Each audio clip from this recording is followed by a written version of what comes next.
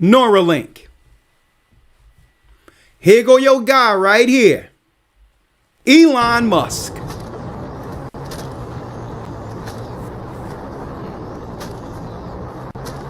Elon Musk. He's just a front man for it, okay? This is all DARPA. Neuralink Corporation is a neurotechnology, thank you, Elder Lawyer, company that develops implantable brain computer interfaces. Founded by Elon Musk, if you believe that. He's just a front guy as far as I'm concerned. And a founding team of 7 scientists and engineers. The company's headquarters in Fremont, California. Oh yeah, neuroscience to control people against their own will.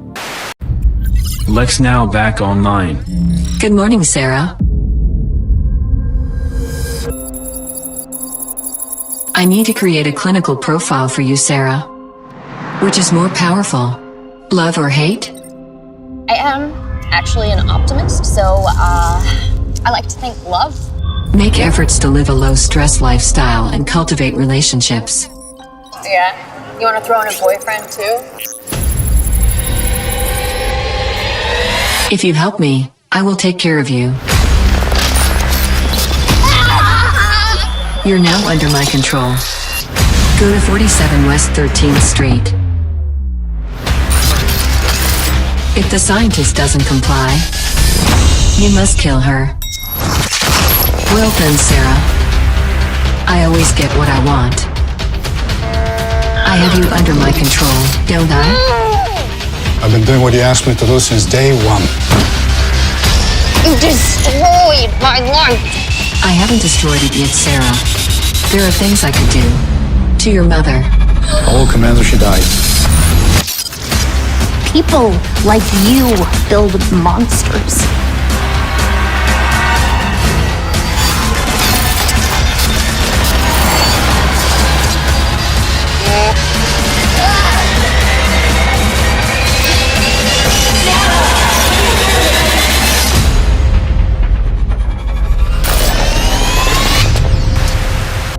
One mind, Good morning, one Sarah. spirit.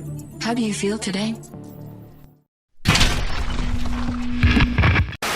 We all know that the World Economic Forum and its contributors are aligned with the agenda to create more control and influence for themselves. One contributor to the forum, Yuval Harari, just said something really interesting and disturbing about the Holy Bible and the future of religion. Just check this out. AI can create new ideas, can even write a new Bible. Throughout history, religions dreamt about having a book written by a superhuman intelligence, by a non-human entity. Every religion claims our book, all the other books of the other religions, humans wrote them. But our book, no. It came from some superhuman intelligence. In a few years, there might be religions that are actually correct. That just think about a religion whose holy book is written by an AI. And just like that, the forum contributor is now suggesting that AI will not only be able to write a new Bible, but to create a new religion that is quote unquote actually correct, which says everything we need to know about Harari's view on religion.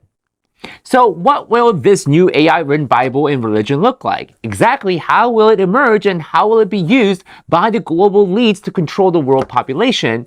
Let's dive right in. So we just watched a short clip of Yuval Harari making a rather disturbing prediction of the future of AI. And to be fair, Yuval did make a suggestion that technology companies should slow down on the development of the AI to prevent something like this. But of course, we have figures like Bill Gates who thinks we shouldn't slow down on AI and that we should just keep on going to develop a godlike AI. And here on our channel, we frequently talked about how Bill Gates is all about gaining more power and control for himself in the name of profit. So it's not necessarily Yuval Harari that is a concern, but it's the people and the organizations that are part of the World Economic Forum that takes Harari's ideas and makes them real. Companies like Google, Amazon, Facebook, and Microsoft all have the intellectual power to create the next generation of AI, and they're all aligned with the World Economic Forum's agenda of the Great Reset. And to make a connection to what Harari says about religion, the World Economic Forum also wants a seat at the table when it comes to having a voice about religion. Some people would say this revolution is characterized by the fight of robots against human beings, and we will win this fight. Professor Klaus Schwab was born in 1938 in Ravensburg, Germany, where Nazi crimes against humanity were committed. His father, Eugene Wilhelm Schwab, was the managing director of Escher Weiss Ravensburg, a company that used slave labor to manufacture weapons of war for the Third Reich. While Klaus's father was at the helm, the Nazi Party awarded Escher Weiss Ravensburg the title of National Socialist Model Company. Years later, Klaus Schwab joined the board of directors at Escher Weiss Ravensburg, where he played a key role in the development of South Africa's nuclear weapons program during the darkest years of the racist apartheid regime. Today, Klaus Schwab is the founder and executive chairman of the World Economic Forum. If you'd like to meet the people who are supposed to repair the state of the world, or give a piece of your mind to the bankers who helped get us into this mess, we can tell you where to find a lot of them. The World Economic Forum. Founded in 1971, the World Economic Forum is an international private organization which receives billions of tax-free dollars from its members and their global enterprises. Every year, the WEF brings together its members with world leaders, big pharma executives, tech titans, Hollywood celebrities, media personalities, and internet influencers to meet in the secluded mountains of Davos, Switzerland. It is a tiny town folded into the Swiss Alps, a village where you could bump into Bill Clinton, Bill Gates, the head of Google, and the Queen of Jordan, all in one place. A lot of reporters cover the forum, but few get inside. It turns out there are two Davoses, one you see and one you don't. After hours, there are hundreds of private parties where deals are done. People who can't be seen together in public can meet here. Your Royal Highnesses, Excellencies, distinguished heads of state and government, the future is built by us, by a powerful community as you here in this room. Klaus Schwab, the founder of the WEF, is particularly upfront and even proud of his ability to shape and influence world politics. I created the community of global shapers as a means, as a force to shape our common future. And of course, their Global Young Leaders program is a grooming ground so that when they ultimately infiltrate cabinets, we penetrate the cabinets. They will likely tend to govern a certain way. Nobody will be safe if not everybody is vaccinated. The names and the countries he mentioned ended up being some of the most dystopian and authoritative during this pandemic. Names like Ms. Merkel, Vladimir Putin, and so on. Other names? Jacinda Ardern, Sebastian Kurz, Mauricio Macri, Mark Zuckerberg, Jack Ma, Gavin Newsom, Stéphane Bancel, Chelsea Clinton, Leonardo DiCaprio, Sanjay Gupta, Dr. Leana Wen, Alexander and Jonathan Soros, George Soros' sons, and several of the Rothschilds. And of course, now who could represent such a world better than you, Prime Minister? In 2014, Klaus Schwab called for the Great Reset. We need a Great Reset, which he positioned as the solution to the world's most urgent issues. The dark reality of Schwab's agenda is detailed in his best-selling book, COVID-19, The Great Reset. His endgame mission is to replace independent governance with a top-down controlled, one world government and a central bank-controlled digital currency. When they say, you'll be happy, what they mean is, you'll be enslaved. That's why they're talking about a Great Reset. That's why they're talking about introducing this quasi-communist, quasi-socialist agenda. They know we've run the course where we cannot continue down the path of the ever-increasing indebtedness because we have a generation that quite literally cannot afford to buy a house. Millions of Americans are priced out of buying a home. And so it's easy to tell that generation, we're going to forgive your college debt, Student debt relief. and set your expectations lower. You're going to rent forever. We're going to celebrate the tiny house movement. We're going to do all of these things which sound cool because they're shaping our narrative so that we become capable of expecting less. In fact, one report published by the forum back in 2016 states that religions can create problems such as gender inequality, gender-based violence, traditionalism, conservatism, patriarchy, and resistance against certain policies such as birth control and vaccinations. And on the same report, the World Economic Forum offers solutions to these problems, or what they believe is a problem, and claims that they have the authority to fix them. So already we're seeing particular members of the World Economic Forum and global elites wanting to take an active role in influencing religious beliefs and faith groups. And with Yuval Harari's prediction on how AI can create its own Bible and religion, I can totally see a future where our global elites and overlords will try to create such technology so that they can ultimately create what they deem as the perfect religion. And so what then is the goal of this new AI created religion? Well, it's simple. The global elites of the World Economic Forum see and always have seen religion and faith as a mechanism of population control. And my perspective on this is that they plan to replace the current world religions with a new religion that they can directly control and influence by using the power of artificial intelligence. Folks, this is a religion. This is the Babylonian religion to have everyone in compliance using the energy of people under their religion to help Satan, leading to the war of Armageddon. Leading to the war of Armageddon. Oh yeah. Scientific American.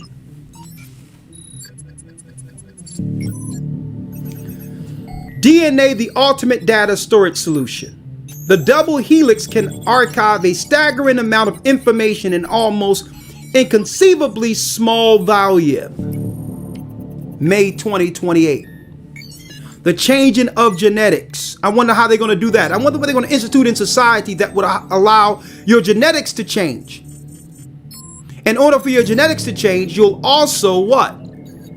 Your body will be primed to receive the next level of technology in which a person can be controlled altogether in this realm. Follow Commander, she dies. And lose the taser. Okay. Please don't kill my mom.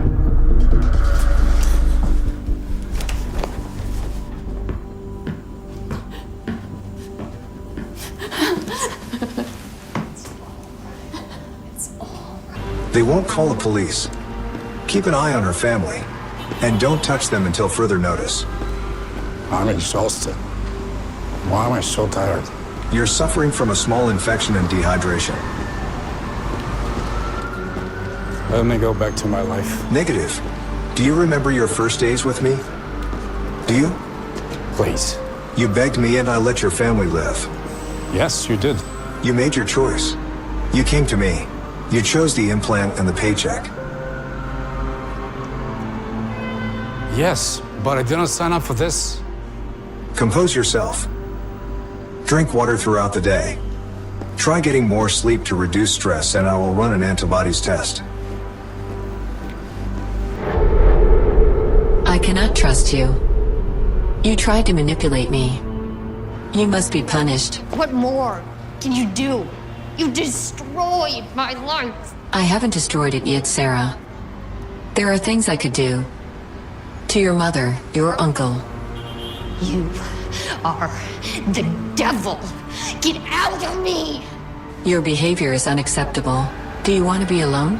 Yes! Yes! Get out of me, you sick bastard! Ugh.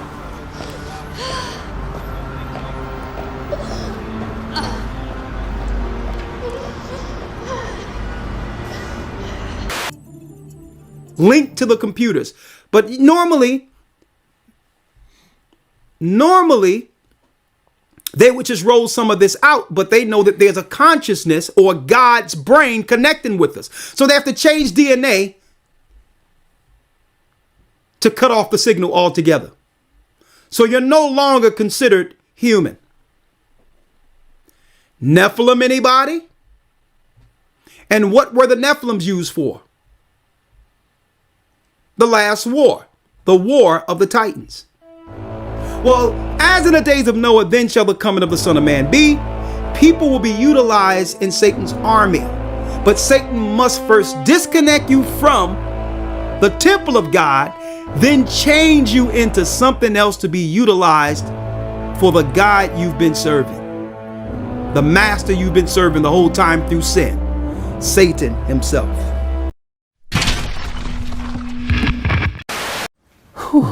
Whoa, Lucifer in the flesh.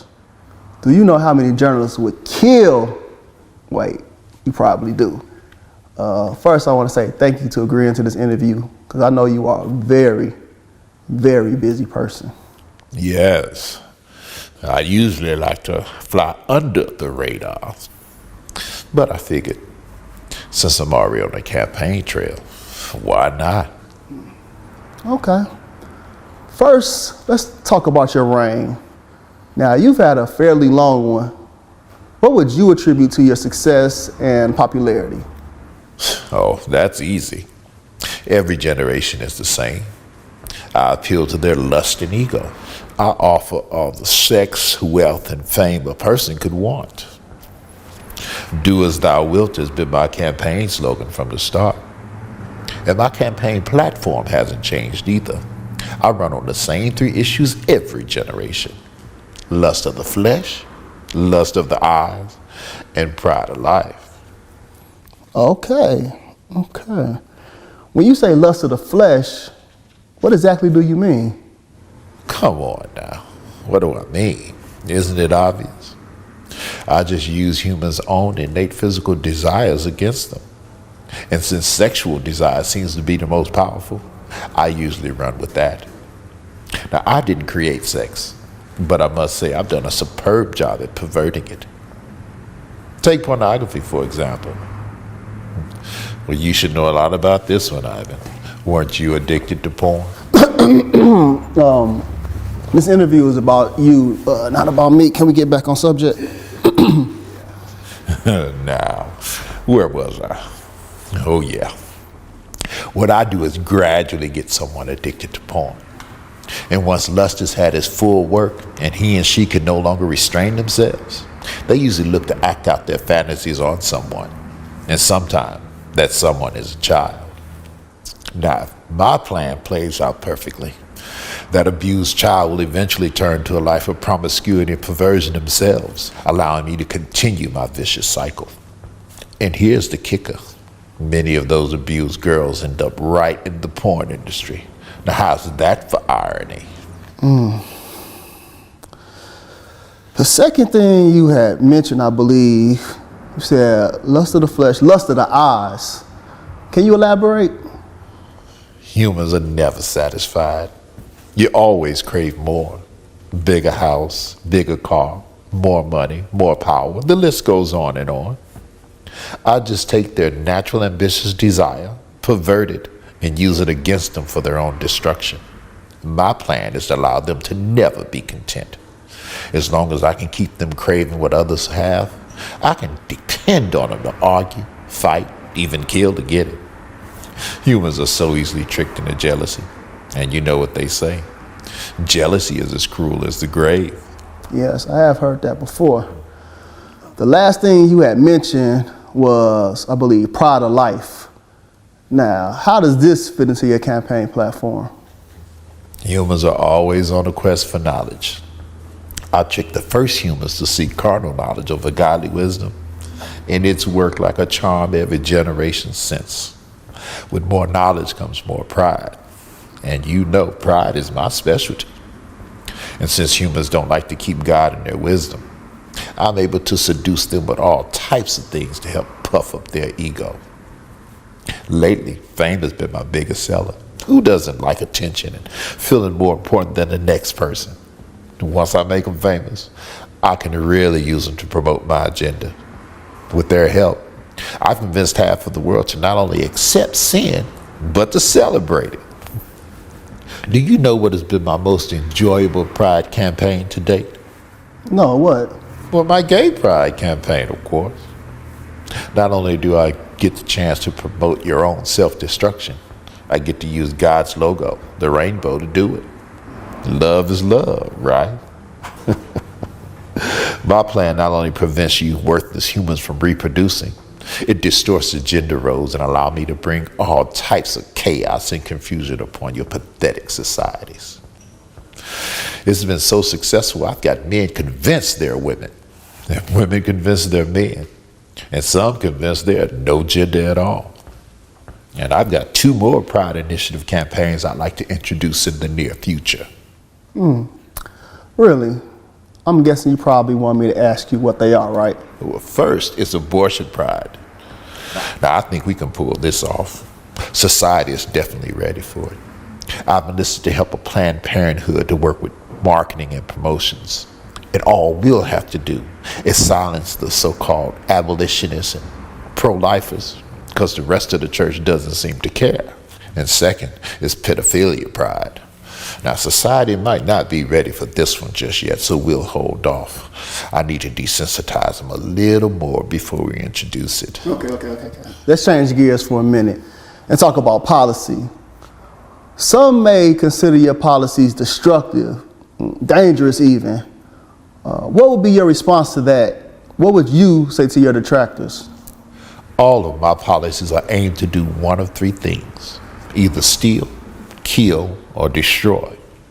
And if it's not doing one or all 3 of those things, then it's not in my agenda, and I'm not promoting it. Okay. I'm happy you said that. It seems as if you promote your agenda differently to different ethnicities. If so, why? Of course, I'd be a fool not to. Take black people, for instance. As a people, they're super spiritual, so I can't really convince them that there is no God. What I have been able to do as of late is convince them that he's not the God of the Bible. Now, I've been real successful at promoting black consciousness and Islam in their communities. I'm so happy you mentioned black people. It seems as if we've been at the very top of your agenda for quite some time. Why is that? A few reasons. Black people help me reach the masses. Now, as you know, I was over music in heaven. My beats were so dope, I got over 1/3 of the angels to follow me. And once I got here to the earth, I needed artists and entertainers to help me promote my message here. Who better than black people?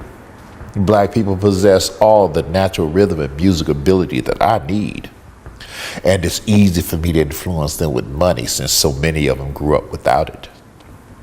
Another reason I target black people is because they're strong mentally and physically. If black men were to ever find their identity in Christ, I'd be in trouble. So I try my best to destroy the black family structure and keep black men away from his family and the church. Drugs and incarceration are a couple of my more popular means. Without the head of the household present, I can become the head and influence the children without too much resistance. So you mean to tell me that your policies are intentionally racist against black people? Racist? This has got to be the best law I've ever come up with. Now, I can't believe that humans still believe they're different races. But to answer your question, yes. It has always been my policy to target and isolate a group of people. And out of all my strategies, this skin color thing has worked the best. I definitely want to keep white people and black people separated. As long as I can keep black people bitter and white people offended, I'm good. Hopefully black people will never forgive. That way I can continue to use them. Okay, my question is, what role, if any, does your administration play in this black on black crime epidemic? Well, as great as my administration is, we can't take all the credit for this. Black people help us tremendously. By aborting so many of their babies, they allow us to bring death to their communities. As the Bible says, they sow the wind and reap a whirlwind. When implementing all of these policies, do you ever face any resistance or pushback? And if so, from who? One group in particular try to oppose every policy I try to implement. I would be so much further along in my agenda if it wasn't for them. Really? So what group is that? Those pesky, born-again Jesus followers. They're a real thorn in my side. Every generation they come together and try to dismantle one of my signature policies. Now, I've convinced half of the world that Jesus didn't exist and the other half that he wasn't divine. But I can't seem to convince them. They seem hell-bent on telling everybody about him and spreading his message. Some of them believe he's coming to unseat me in this generation. Crazy, huh? I tell you, those idiots are really messing with my legacy. So, Lucifer, how does that make you feel when us idiots say that Jesus possibly could be coming back in this generation to unseat you? Y'all been saying that for centuries. I just use it as motivation to get as much of my agenda pushed through and deceive as many people as possible before he returns. I think I've done pretty well. My record speaks for itself. About 150,000 people die each day, and most of them don't know Jesus. 150,000 people. Whew. Well, you know what? This concludes our interview. I want to say thank you for an open, honest, pretty frank discussion with me. Is there any last words you would like to leave with our viewing audience? Yes. I'd like to take this moment and give a special thank you to two groups of people. First, I want to say thank you to all my followers. You are the hands and feet of my administration, and we could do nothing without you. Keep up the good work spreading my message. And second, I'd like to say thank you to the divided church. I love the way you argue and use your passions to fight amongst each other. Keep up the good work. There's really no rush to tell people about Jesus. You all have plenty of time. Yes, sir. Elder Lawyer, let's go to 1 John 3:1.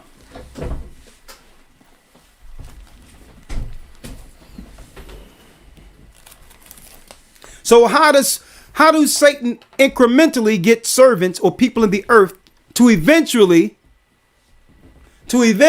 become mind-controlled soldiers?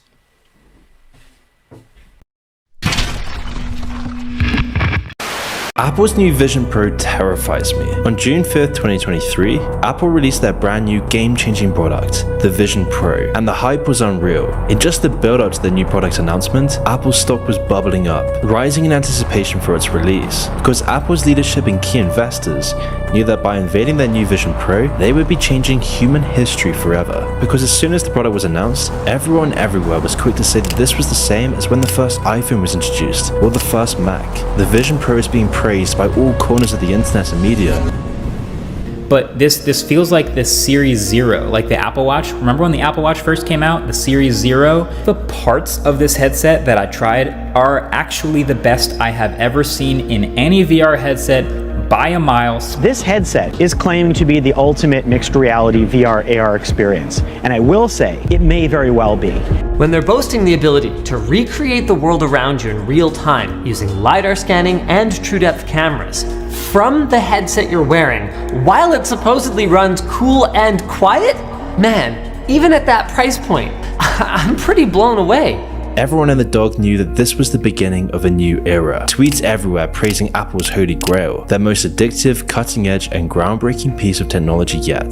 To the point that even huge companies like Disney partnering with Apple due to their strong conviction that this will finally be the VR headset to make virtual reality mainstream, with Bob Iger, Disney CEO, saying, "And we believe Apple Vision Pro is a revolutionary platform that can make our vision a reality." My name's Wade Watts. My dad picked that name because it sounded like a superhero's alter ego, like Peter Parker or Bruce Banner. But he died when I was a kid, my mom too. And I ended up here. Sitting here in my tiny corner of nowhere. There's nowhere left to go. Nowhere. Except the Oasis.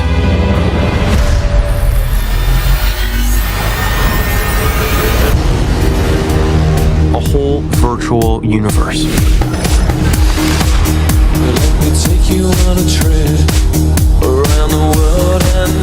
People come to the Oasis for all the things they can do. But they stay because of all the things they can be. Can you feel this? Yeah. It's the only place that feels like I mean anything. And they're not entirely wrong. This is most definitely a groundbreaking, historic, and unprecedented product. But throughout all of the noise, one question has stuck with me about all of this. What problem is Apple actually solving? Now, this is the fundamental question of all businesses, because every great product is built from this line of thinking. What is the problem? How big is the problem?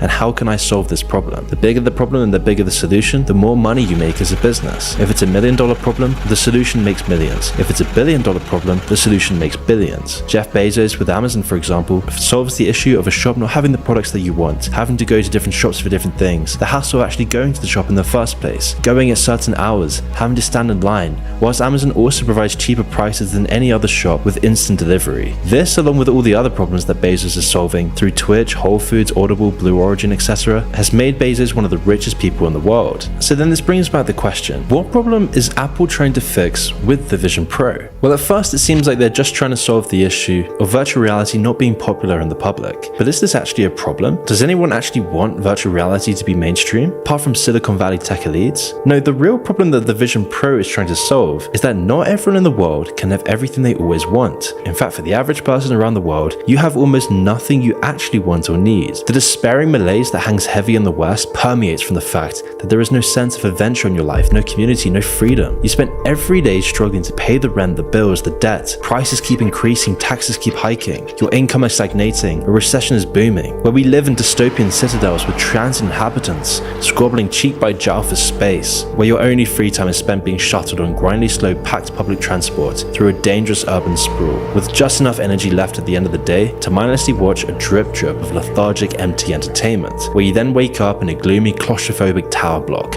streaked with grime and riddled with moss, provoking the moral decay of your atomized existence. And as bleak as this may sound, this is the average life for most people. But with the perfect virtual reality system, this problem is solved. If the product is good enough, then the sad reality of your life just slowly fades out and a new reality begins. You can be crying of loneliness in your dark, empty apartment, but then when you put on the headsets, your true reality just dissolves away. You're taken to see different friends, different cultures, different places, different memories, more social media, more dopamine-sucking videos, more games, more pleasure, in a way that you've never experienced before. I mean, when Tim Cook announced the Vision Pro, one of the key aspects of this new technology is the idea that this new kind of computer will blend the real world and the digital world together. A process that has already been catalyzed by Apple today. I mean, when you just stop and look around you, you'll notice how many people are just completely consumed by their iPhones and Macs. Our attention spans have been decimated by iPhones. The design of the iPhone and how addictive it truly is has kept the average person in a perpetual cycle of distraction ever since, endlessly disrupted by short dopamine hits. That's why in 2022,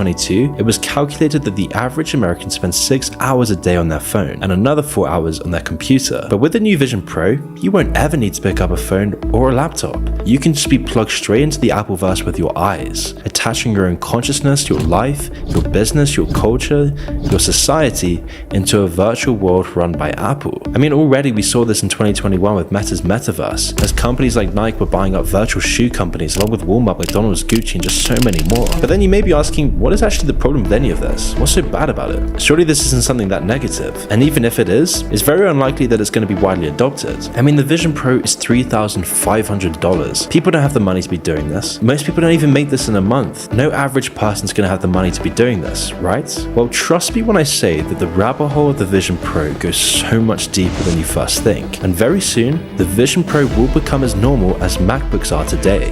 This is Apple's plan, and to understand the true consequences of Vision Pro and what experts are terrified of, we need to see why the Vision Pro was created by Apple in the first place. By delivering an all-in-one augmented reality headset, Apple has paved the way for immersive and interactive experiences that were once only the stuff of science fiction. Even Ready Player One, a film that was released in 2017, seemed unthinkable. But now with the release of Vision Pro in 2023, and this not only sets a new standard for augmented reality, but experts now also warn that this radical new technology will transform every aspect of society. And this is where things get really crazy. And that's why we're seeing the creation of what people are calling the real world web. Apple referred to this in their announcement, calling the Vision Pro the first device they've made that you look through rather than that. Rather than using a device to peer into the virtual world, people have the virtual world overlaid onto the real one. We'll interact with it every day through virtual screens, objects, places, and people. In short, the virtual world will have finally crossed the border into reality itself. And the Vision Pro's double 4K screens are already close to photorealism, making this future alarmingly close. And like I mentioned, this will change everything in society. Surgeons, for example, will see real-time medical information and possible problems when they're working. In fact, people can be trained for nearly any job using AR assistants. People with memory loss will be able to relive lost memories. Schools and colleges will combine classroom settings with virtual reality. That's why the Vision Pro will change the world just as much as the internet has. But if left unchecked, there will be some serious problems. These social media platforms are picking the next president, the next congressman. They're literally picking, and they have the power to pick, so they will be controlled by the government. Here we go. By the way, so this, I guess, this is the guy. So they got another one of these. So I'm sure they got some pretty girl who met this guy in a dating app. This is so amazing that they do this. So here we go. Let's watch it.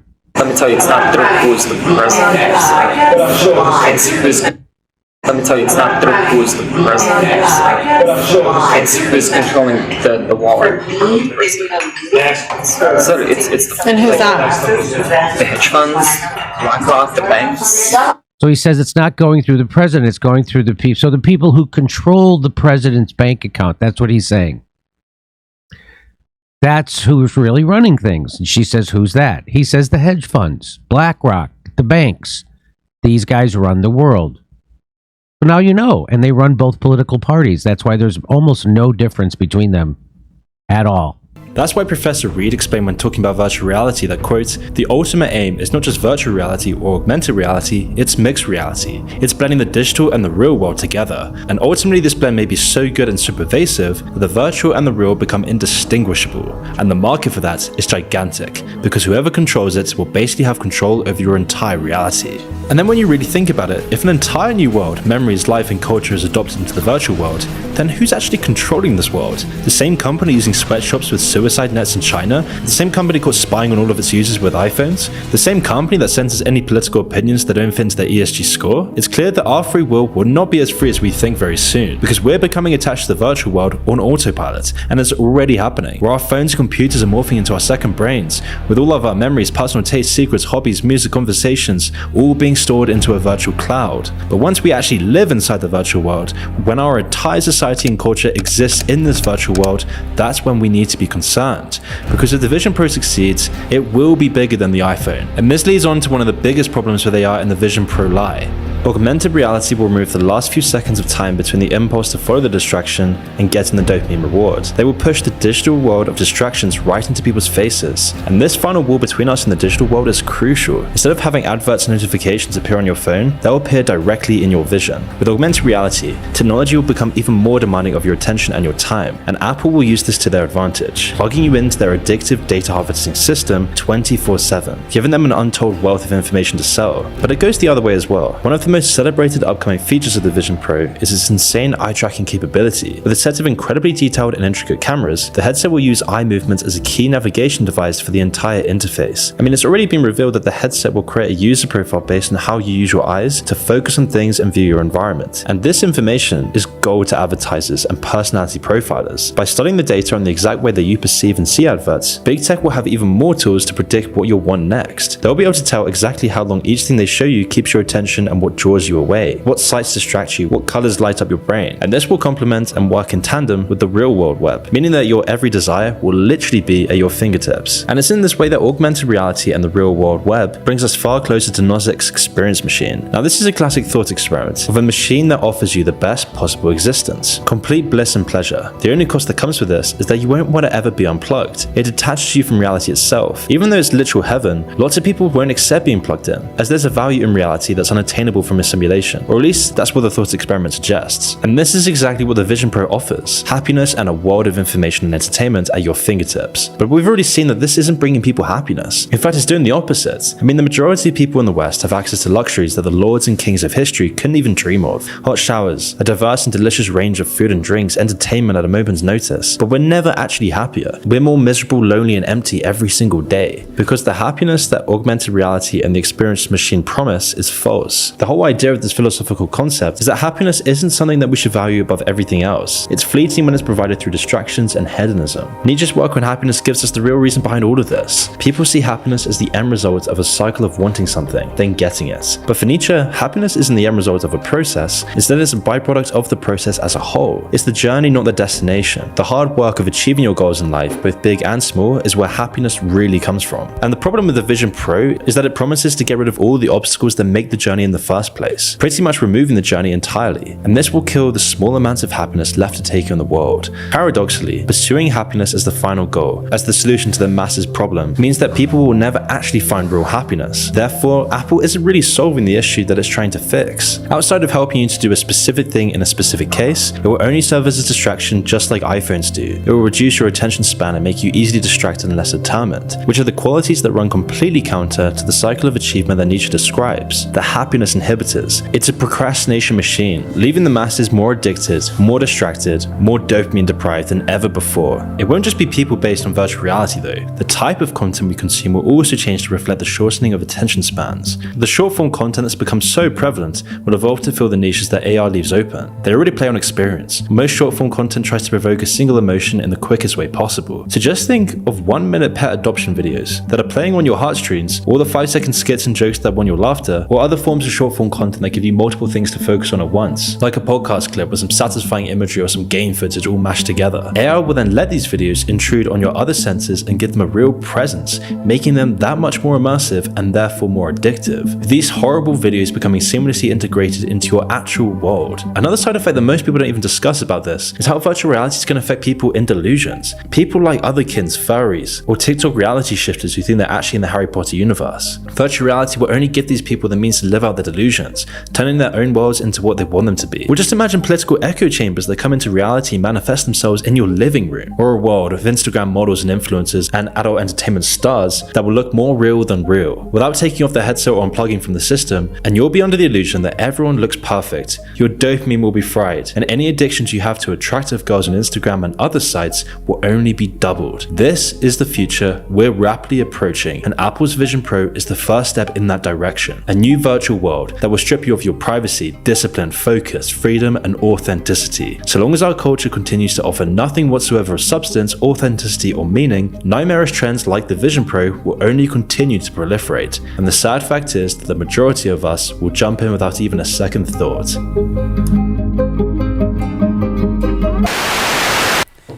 Let's go to 1 John 3 in the book of right before the book of Revelation. Right? Hold on. And Elder Lawyer started the first verse. Yes, sir. 1 John chapter 3, verse number 1. Come on. Behold, what manner of love the Father hath bestowed upon us, that we should be called the sons of God. Therefore the world knoweth us not, because it knew him not. Read that again. 1 John 3, read it again. Yes, sir. Behold, what manner of love the Father hath bestowed upon us. Now, examine the love our Father Ahia hath bestowed upon us, folks. Read. That we should be called the sons of God. That we should now be called the children of Israel. That now we can take on our true name with a purpose. Read. Therefore the world knoweth us not, because it knew him not. So the world rejects us because they didn't know Christ. They don't know God. This is why when you teach the truth of this Bible, people who don't understand its magnitude think it's cultish. They think it's a cult, when really the world is a cult. Read. Verse 2. Beloved, now are we the sons of God, and it doeth not yet appear what we shall be, but we know that when he shall appear, we shall be like him, for we shall see him as he is. We shall see him as he is. And you know what, folks? In order for us to make it to this point, the Most High must see us as we were made. We are not to be changed. We are not to acquiesce to the technology that would lead to the mark of the beast, mind control. Christ is going to come back as he is, and he better find us the way God made us when we were born in this earth. They're using a technology to change us, targeting the brain. Read. Verse 3. And every man that hath this hope in him purifieth himself, even as he is pure. See? And everyone who have the hope to see Christ in this war, he will win, folks. We must purify ourselves as he's pure. That's the goal. That's the goal there. No technology, none of the stuff they're suggesting, any of that. We must keep ourselves clean. Read. Yes, sir. If I can mention, this is the only change that we go through. This is the transformation we go through. Not technologically, but spiritually. And I'm glad you're breaking that down, because Satan would try to do it on the earthy side, knowing that the Most High prophesied a change for the righteous. Right. Great imitator. Exactly. Great point, Elder. So here's the only change we can look forward to. We must be the man or woman God created, without their technology and without their chemicals and all that stuff they're trying to push on, on the world. They're changing people into something else, folks.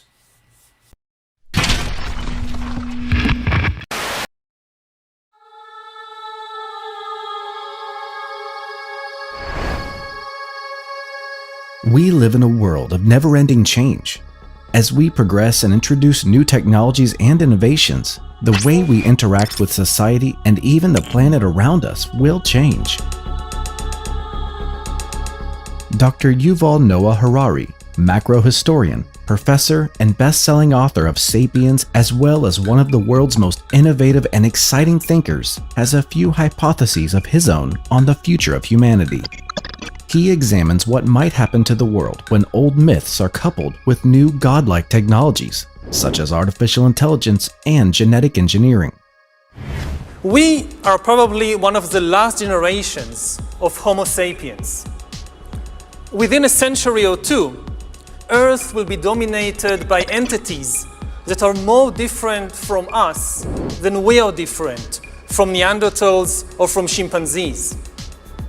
Because in the coming generations, we will learn how to engineer bodies and brains and minds. Now, how exactly will the future masters of the planet look like? This will be decided by the people who own the data.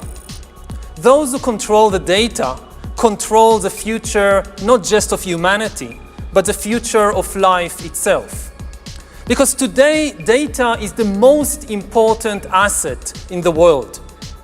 In ancient times, land was the most important asset. And if too much land became concentrated in too few hands, humanity split into aristocrats and commoners. Then in the modern age, in the last 2 centuries, machinery replaced land as the most important asset. And if too many of the machines became concentrated in too few hands, humanity split into classes, into capitalists and proletariats. Now data is replacing machinery as the most important asset. And if too much of the data becomes concentrated in too few hands, humanity will split not into classes, it will split into different species.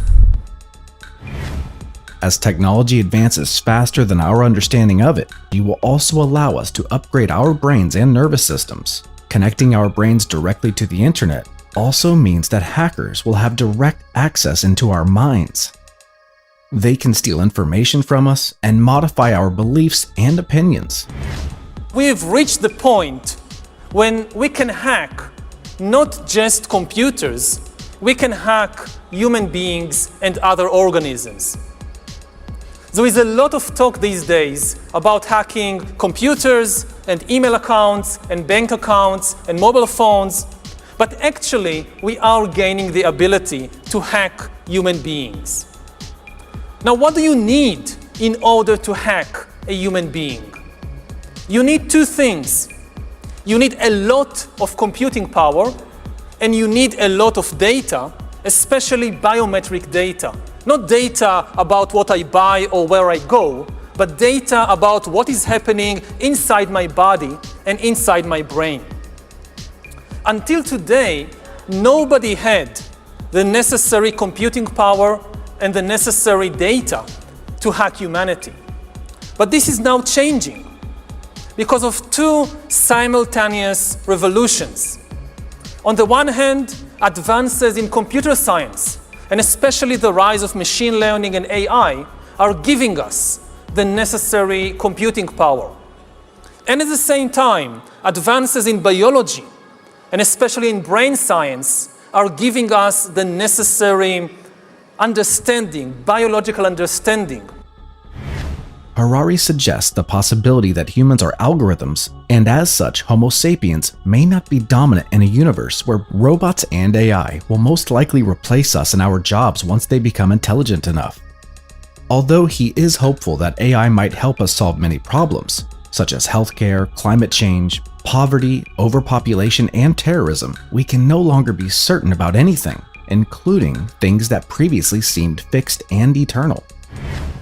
You can really summarize 150 years of biological research since Charles Darwin in 3 words. Organisms are algorithms. This is the big insight of the modern life sciences, that organisms, whether viruses or bananas or humans, they are really just biochemical algorithms. And we are learning how to decipher these algorithms.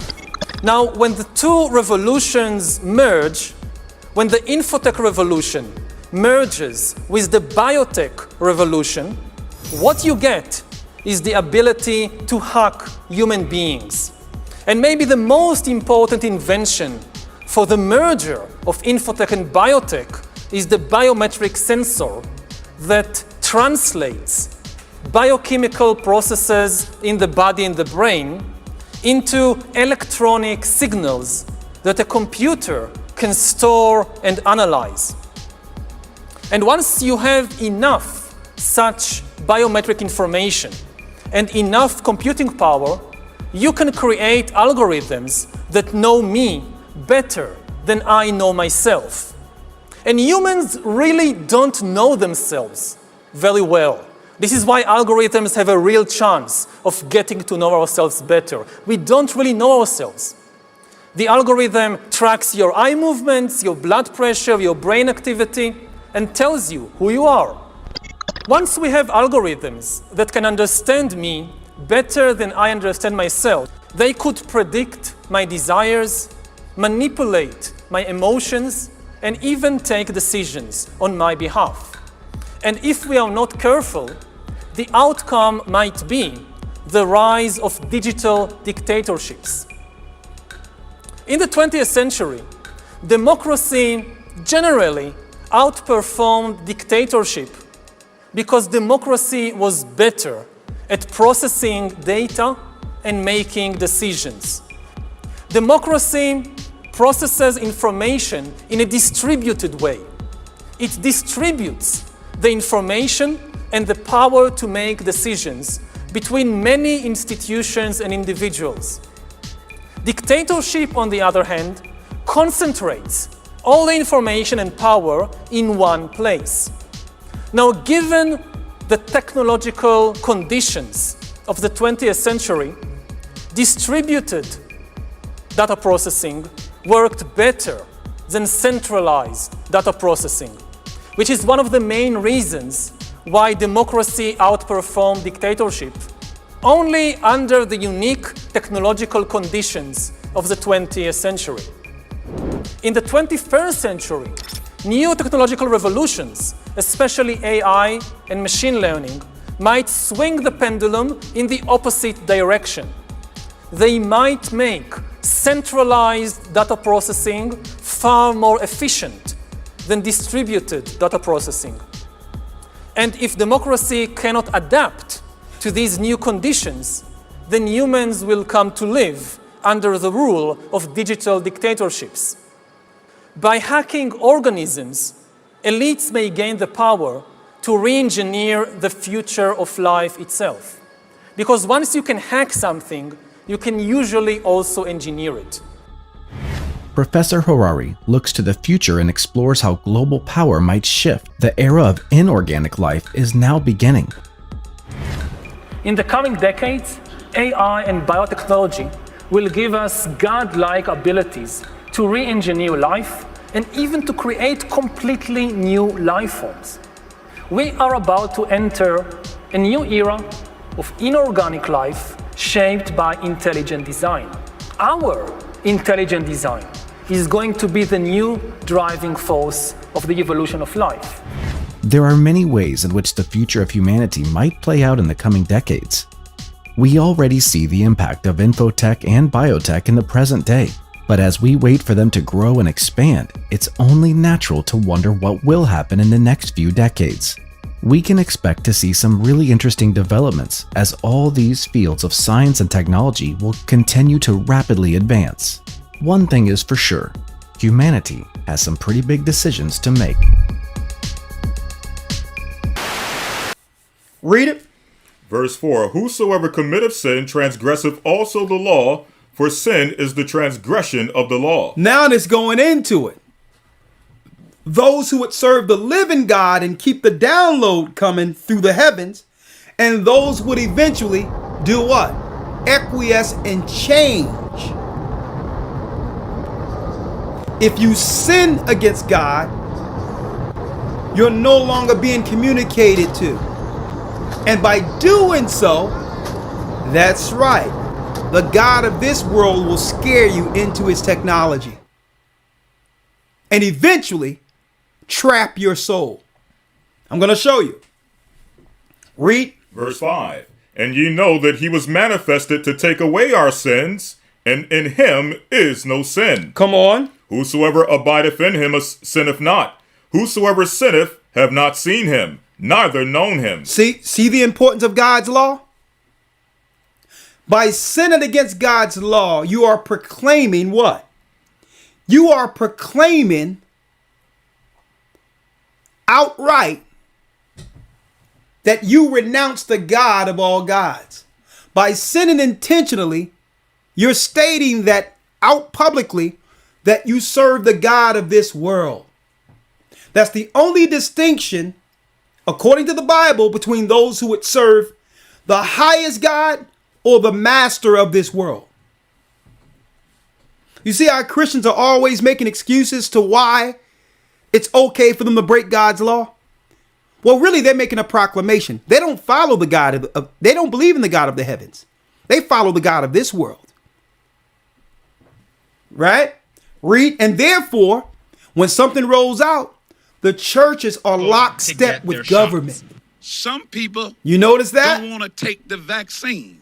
The same way the people were lockstep at the Tower of Babel. This is our way out. And that's not Y'all just for the notice black that. community, but that's for Any every initiative that the government pushes out, the churches promote it amongst their believers. rolling up their sleeves. Because they don't really serve our God. They serve the God of this world. See? Come on. Yes, sir. Verse number 7. Come on. Little children, let no man deceive you. He that doeth righteousness is righteous, even as he is righteous. He that committeth sin is of the devil. He that committeth sin are the children of the devil. Remember I went into you can only serve two masters? If you commit sin, you're showing the God you serve. You're showing the God over your temple, over your brain. See? Read. He that committeth sin is of the devil, for the devil sinned from the beginning. Come on. For this purpose the Son of God was manifested, that he might destroy the works of the devil. Come on. And that's deep, because usually when we think of devil worshipers, we think of Marilyn Manson, we think of Charles Manson, we think of someone in all black, we think of a druid, we think of someone going to the satanic church or some type of druid temple. But the reality is that just simply breaking the Most High's commandments makes you a devil worshiper. Straight up. And because someone doesn't bloodlet children or not hanging out with Madonna, you think that you're better. Okay.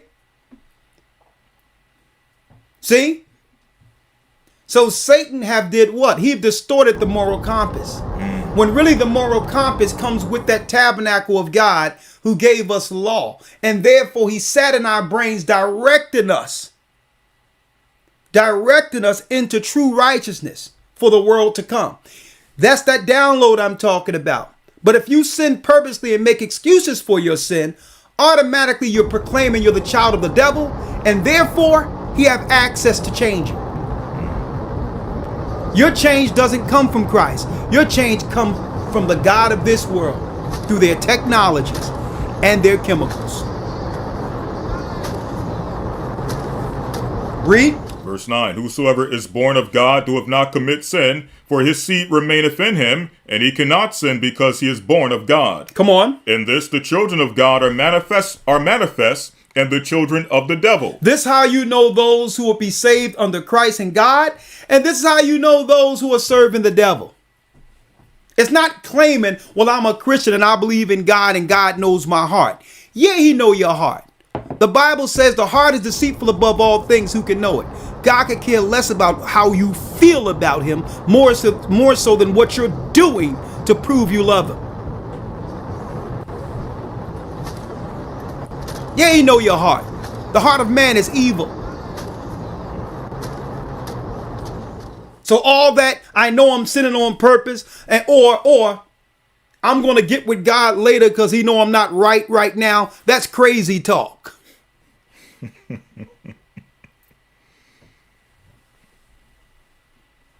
That's crazy talk, folks.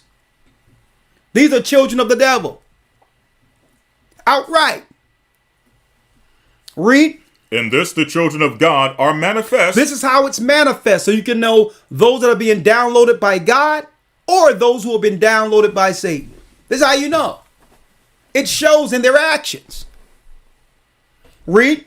And the children of the devil. Come on. Whosoever doeth not righteousness is not of God, neither he that loveth not his brother. For this... It says, and he that loveth not his brother. Read. For this is the message that ye heard from the beginning, that we should love one another. That we should love one another. Read. Not as Cain, who was of that wicked one, and slew his brother. And wherefore slew ye him? Or slew he him? Because his own works were evil, and his brother's righteous. Come on. Marvel not, my brethren, if the world hate you. Marvel not if the world hates you, folks.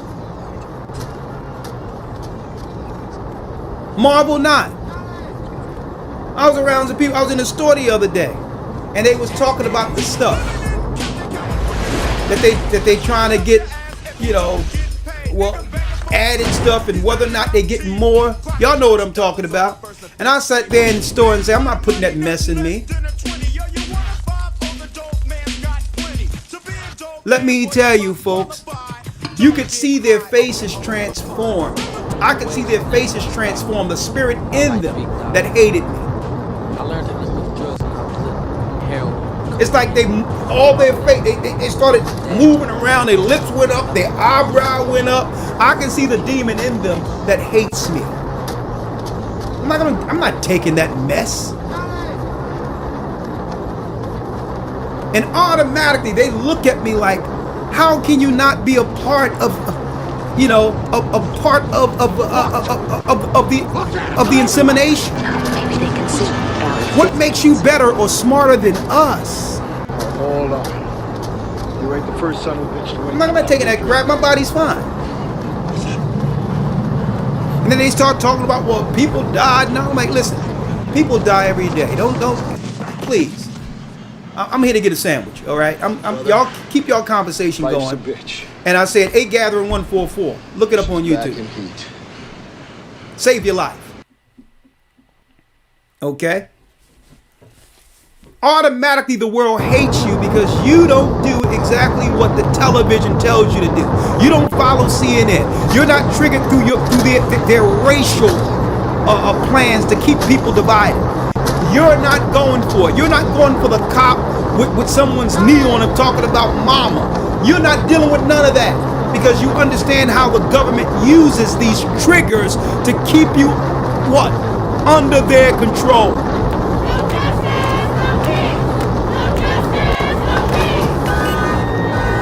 Okay? Listen, I don't want to hear nothing about no cop against a person, a black man and all that. No. If you care about black people outright, if you care about a system to protect black people, give the black people in the neighborhoods, give them reparations and have them use the money to set up their own police force.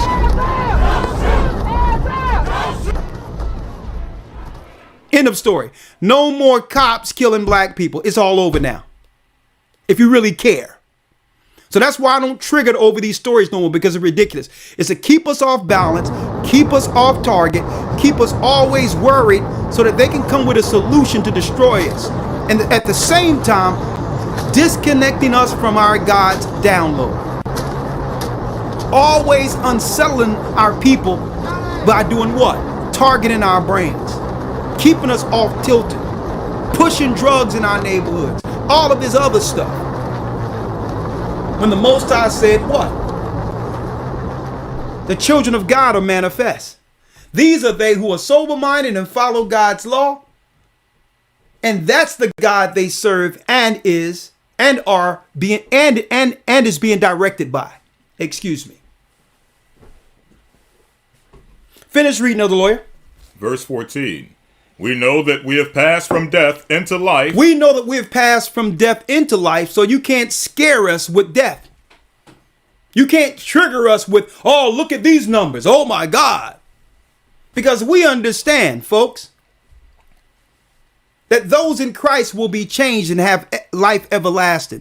So you can't scare us into doing something in fear of dying. Okay, that's... And the majority of time, we understand that's inevitable. Life and death is inevitable. But the spirit is eternal. Folks. So they try to scare you with death. So we know that we pass from what? From death into life. Read. Because we love the brethren. Because we love the brethren. Read. He that loveth not his brother abideth in death. He that loveth not his brother abideth in death. See, and this is why the governments in the world always incentivize friction, chaos, rumor.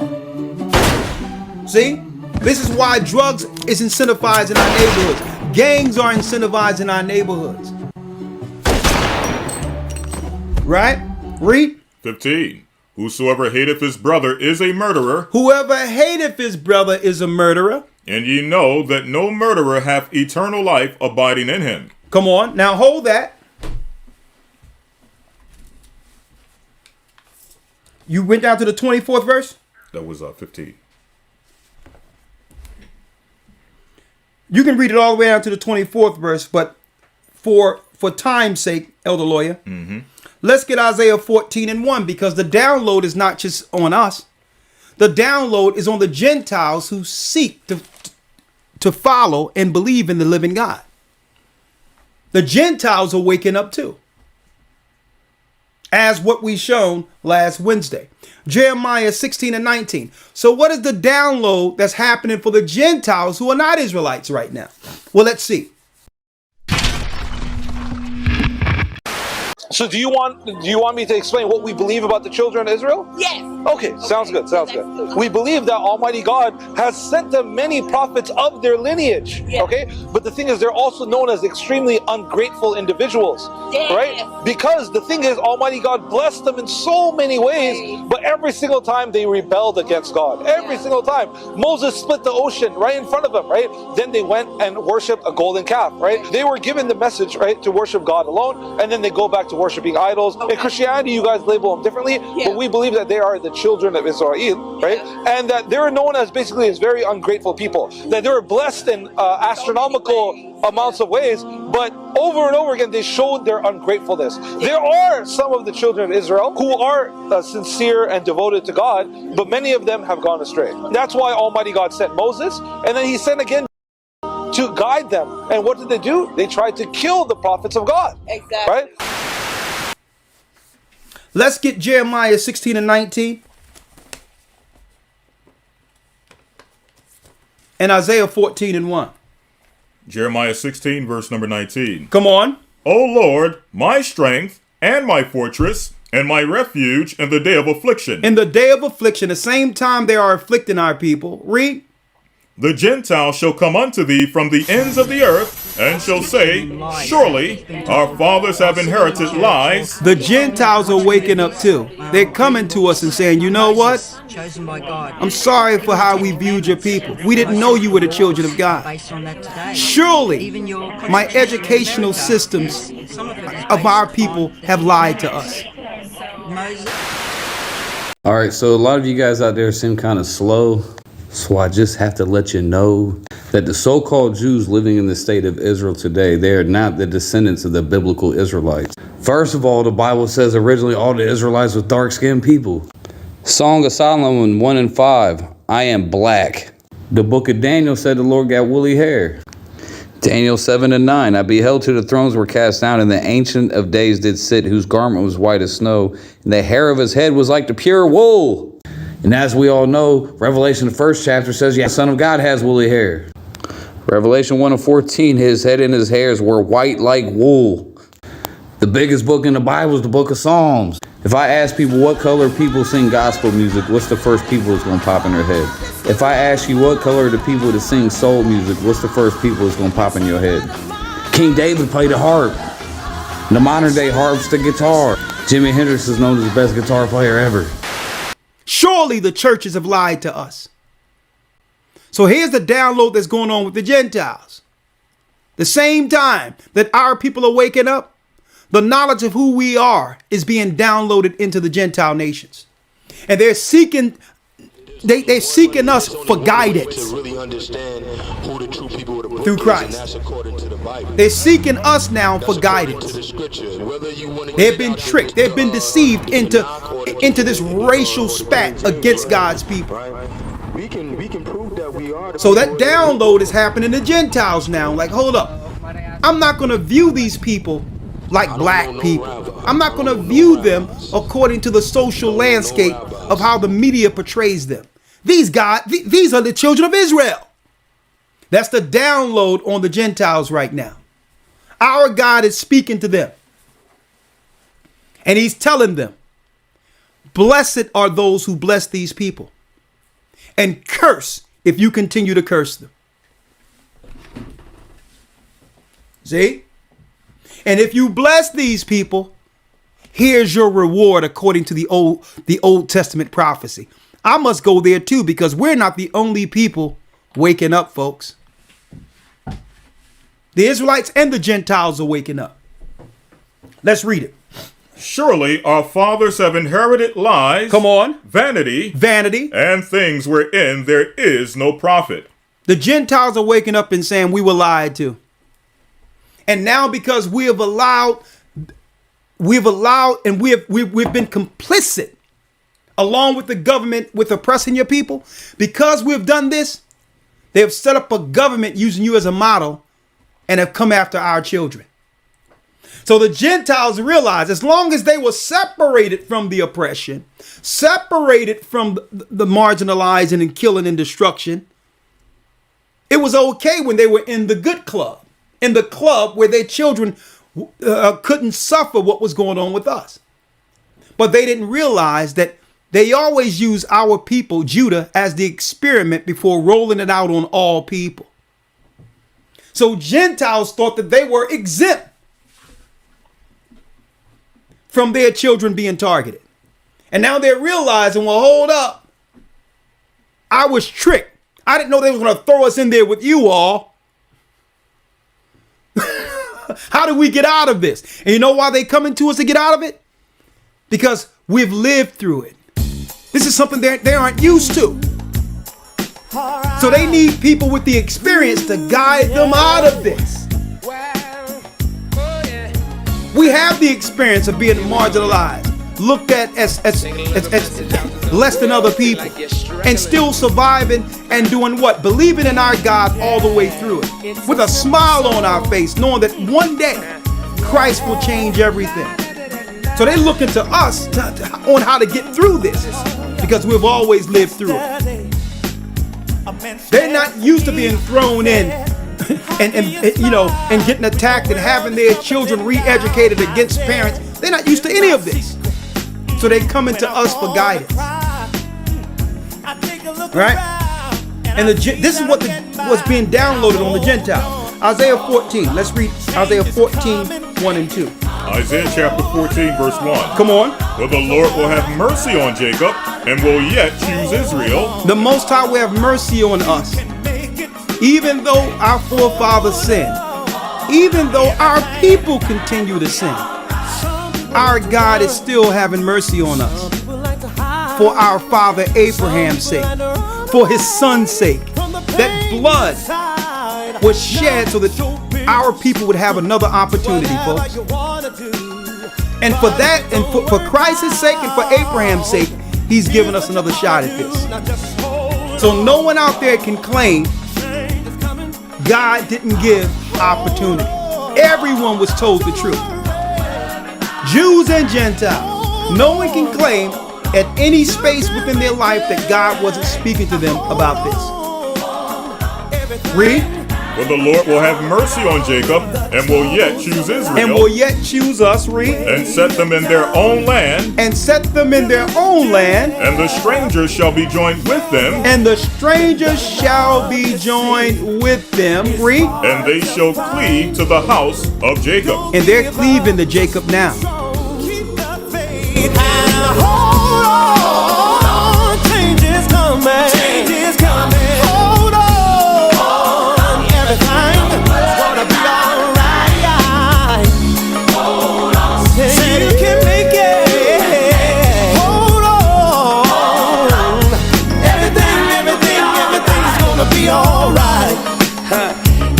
Simple song, y'all. When the troubles seem like they just won't go away, friends let you down, things get bounced around. Here's a little lullaby we like to sing, and it goes a little like this. Come on, listen. La la.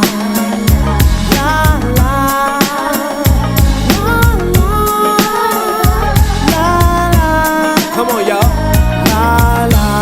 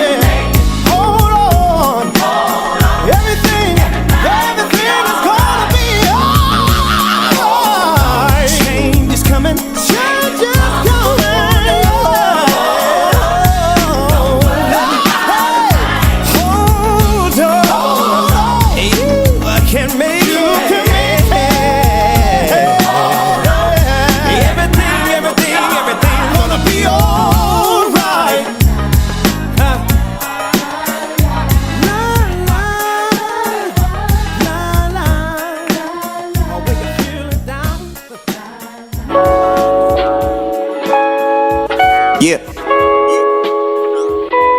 Bless his head, bless his head, bless his head. Yeah.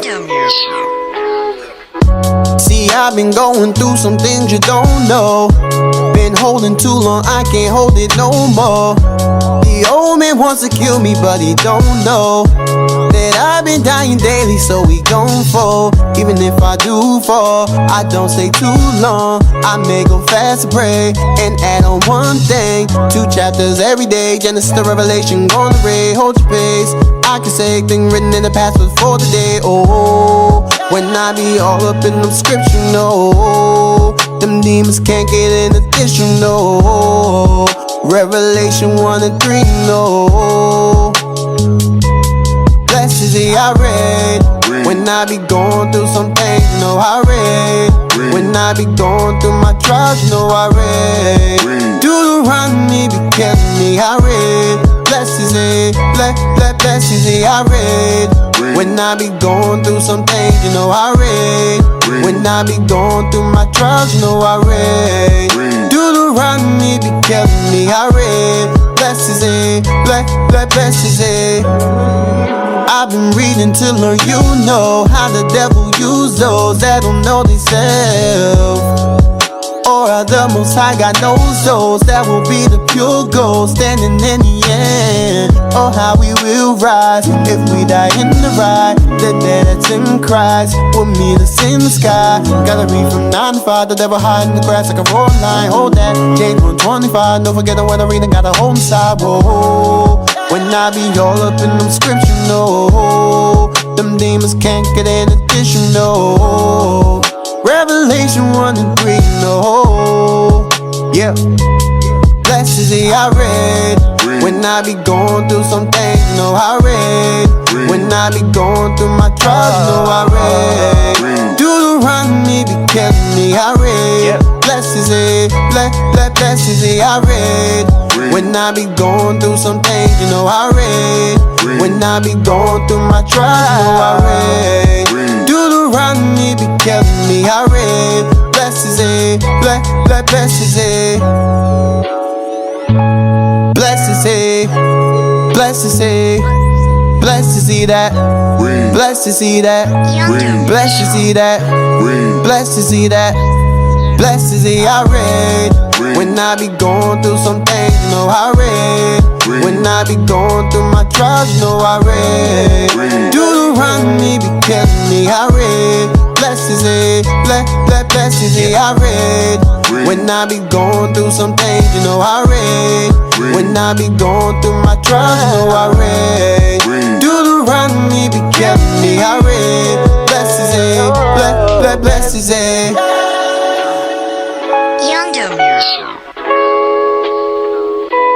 Blessed is he that reads everything he sees, get eternal life. Yeah.